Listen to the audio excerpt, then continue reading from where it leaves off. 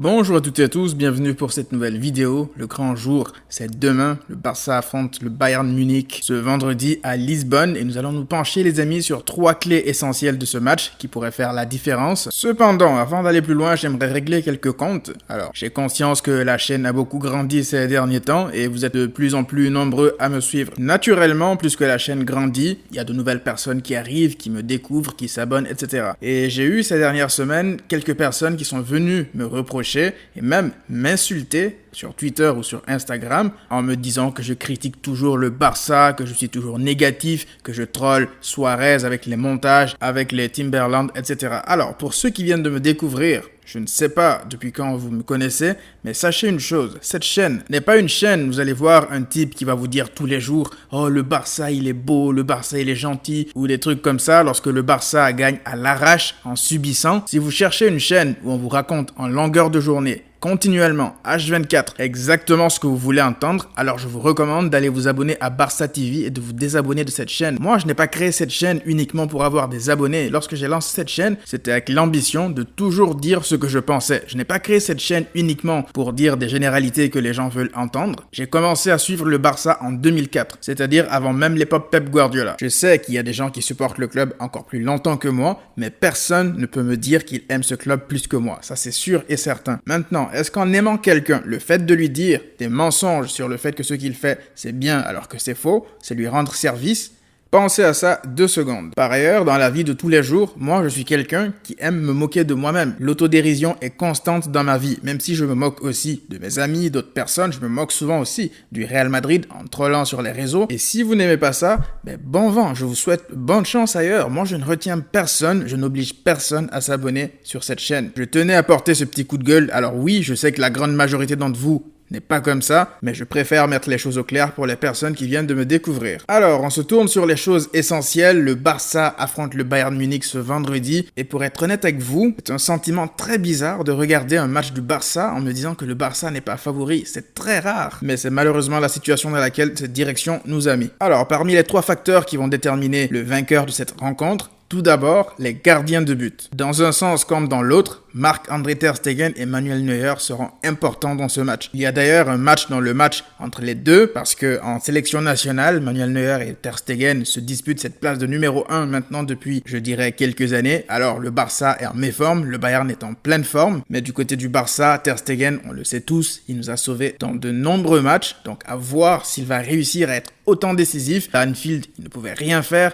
à Rome, pareil, parce que si le collectif, la défense le lâche, il ne peut pas continuellement faire des miracles encore et encore et encore. Donc va falloir que les 10 joueurs de champ fassent leur boulot pour que Ter Stegen soit le dernier rempart. Et pas qu'il soit sollicité 45 fois dans le match et qu'il continue à faire des miracles jusqu'à temps que ça lâche. De l'autre côté, Neuer est moins serein que les dernières années. Normal, il prend aussi de l'âge. Il n'y a qu'à voir le but de Chelsea face à eux de la dernière fois. C'est lui qui relâche un peu le ballon, il sort, il fait un plongeon assez bizarre. Mais bon, Manuel Neuer reste quand même un top gardien mondial malgré tout. Ça lui arrive de sortir des arrêts de 6 bords. À voir comment ça va se passer vendredi. Ces deux-là auront leur rôle à jouer pour la victoire finale, assurément. La deuxième clé de ce match sera bien sûr le milieu de terrain avec Frenkie de Jong et Leon Goretzka. De notre côté, Frenkie de Jong, on l'a vu face au Napoli, il est capable de sortir des masterclass au plus haut niveau. Et ça, c'est pas nouveau. De toute façon, on l'a vu avec l'Ajax. Il a enchaîné des masterclass face au Real Madrid la saison dernière. Et la dernière fois, face au Napoli, c'était la même chose. Il était au-dessus de tous les autres milieux du Barça. Pressing, disponibilité, appel contre appel, il était partout. Il a même failli faire une passe décisive monstrueuse à Lionel Messi, but qui sera malheureusement refusé pour une supposée main de Lionel Messi. Alors, on a vu face au Napoli ce dont De Jong était capable. Je pense que s'il est accompagné d'un milieu comme Busquets ou Riqui Puig, je pense qu'il peut apporter encore plus. Après, si Setien nous met son milieu de charpentier sur le 4-4-2 là, autant dire que ça risque d'être compliqué. De l'autre côté, Leon Goretzka, qui est du côté du Bayern Munich, leur milieu box-to-box, il se projette souvent dans la surface de réparation. Faudra faire attention à lui. Goretzka, on parle quand même d'un joueur qui a eu un peu de mal lors de son arrivée au Bayern, mais il a fini par travailler comme un malade mental. Il s'est bâti un physique en peu de temps. Ses capacités physiques, athlétiques sont décuplées sur le terrain. Il est partout, il se dédouble, il se projette dans la surface, il marque des buts. C'est un joueur qui est très dangereux du côté du Bayern Munich, même si je pense qu'un autre joueur tel que Kimmich est lui aussi assez dangereux, mais je pense que lui pourrait peut-être jouer sur le côté, étant donné que Pavard risque d'être absent. Donc à voir comment ça va se passer, mais je pense que si Goretzka ou De Jong prennent le match à leur compte, ils peuvent facilement faire basculer la victoire dans leur camp. La troisième clé de ce match sera le duel de numéro 9. Alors non, Luis Suarez est en totale méforme ces derniers temps au Barça. Il a perdu en vitesse, en explosivité. Ce n'est plus le Luis Suarez de 2015. Normal, il prend de l'âge. Moi, je pense qu'il en est à sa 3e saison de trop au Barça. Moi-même, je troll Luis Suarez, je le critique à raison de nombreuses fois, mais c'est une chose que Luis Suarez n'a pas perdue, c'est son instinct de tueur devant le but. Si Luis Suarez est trouvé dans des conditions optimales, c'est-à-dire que si on avait une équipe